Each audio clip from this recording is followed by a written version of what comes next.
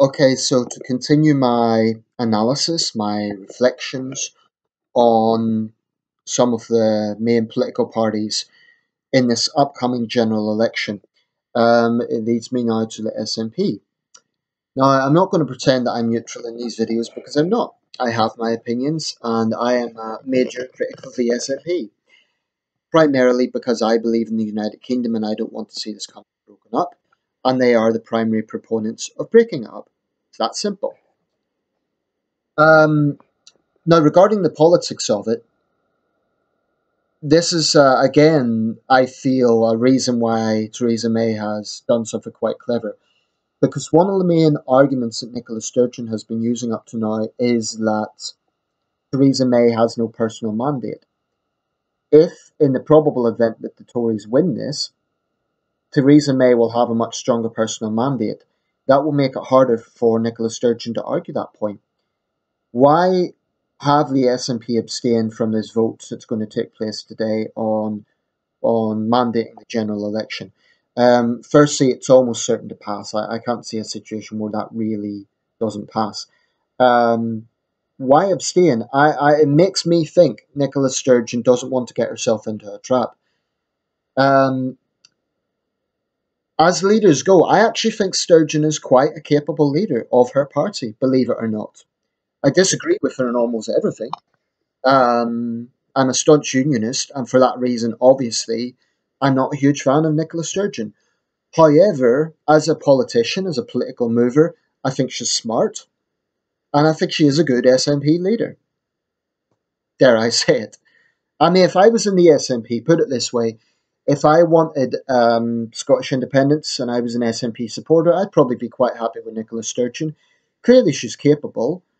Under her leadership, the party has grown. So, I acknowledge that. Um, in terms of the constant threats for another referendum, well, yes, she attacked Theresa May for hypocrisy because May had previously said she wasn't going to call an election. Okay, that's, I suppose, hypocritical and it is a U-turn.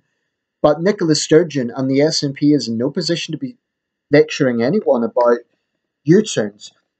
In the 2014 election, and I know this is, the 2014 referendum, I know this is a point that has been brought up many times, but it is a very important point. Both Alex Salmond and Nicola Sturgeon repeatedly said it would be a once-in-a-lifetime opportunity, right? They really made a big thing of that.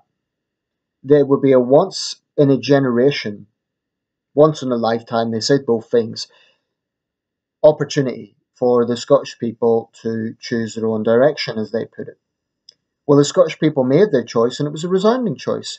It wasn't close, it was resounding. And I insist on that because we're talking about 300,000 votes difference.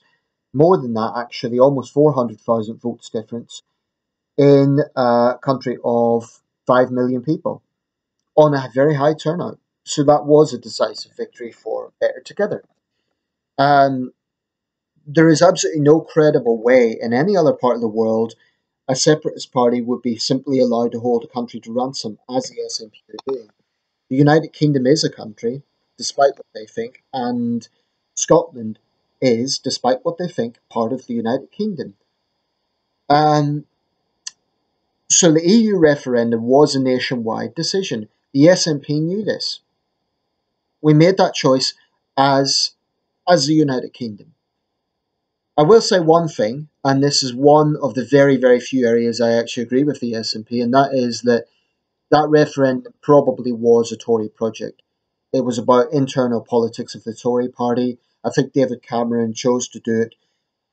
I mean, he puts out this kind of virtuous thing, I'd done it to listen to the people. David Cameron is due. He did take several big referendums, and that was a risk with the Scottish referendum, with the EU referendum. At the end of the day, he didn't actually have to do either. So I suppose no one, I mean, to just play the devil's advocate for David Cameron for a second, no one can accuse him of not giving the voice to the people because that's precisely what he'd done on 2 occasions. But I do think the SNP was probably right that this was an internal Tory thing. I mean, during the whole referendum, Labour was almost non-existent, certainly the Labour leadership, and I think that will have harmed Corbyn. The SNP, though, as much as I'm a Remainer, I would make one point, and I would echo what the Prime Minister said. It's a bit of a strange argument to make to say that this union, 40-year political union with other neighbouring states, is a good thing, but a 300, 400-year-old union with our one neighbouring nation, like literally sharing joint experience for 4 centuries, is a bad thing. That makes no sense. Um, in terms of outcome, the SNP is clearly in quite a strong position in Scotland. As much as unionists like myself would want to believe otherwise, electorally speaking, they are in a strong position. However, I do believe in Scotland, Ruth Davidson has shown herself to be a very strong Conservative leader up there. Kezia Dugdale, I think, is in a very difficult position. I think she's tried her level best, but Labour clearly has a lot of ground to make. And I think Willie Rennie is quite a good Liberal Democrat leader in Scotland. So I feel if there is ground taken away from the SNP, it will be from the Liberal Democrats and from, incredibly, the Tories. I say incredibly because, of course, for years, the Tories were a dirty word in Scotland. So it is incredible that they're making some traction. But there are parts of Scotland where the Tories are relatively strong, comparatively speaking, such as Dumfries and Galloway. So it'll be interesting to see what happens. Personally, I hope the SNP lose seats because every loss that they have means it's less likely for them to constantly threaten this referendum, which I believe is undemocratic. I think Scots on both sides of the argument do not want this. I believe even pro-independent Scots don't want it at this time because, frankly, people are tired. Um, they're just tired. One woman in Bristol yesterday said, not another election. Now, obviously, last year's referendum wasn't an election, but it's a big political event in the same way. And after this, I think this is Theresa May's way of saying, right, let's just finish this once and for all for a few years. Let's have one big political argument in the general election and get this over and done with. Now, if Theresa May wins this general election, the SNP will be entitled to be an opposition party. They'll be entitled to ask questions, criticise policy and all the rest of it. But I think if Theresa May wins, they're going to have to drop this idea of a second referendum because people are sick of it. And people rightly see that this is all they care about. So, I think they're going to have a bit of a struggle with this. Like I say, I think Nicola Sturgeon is a capable leader of her party, but she has to remember she is First Minister of Scotland. She's not Prime Minister of Scotland, right? In that sense, she is not a world leader, and I think sometimes she believes that she is. So, when the SNP demand respect from the government, it works both ways. They have to respect Theresa May's position as Prime Minister of the United Kingdom. Thanks for watching.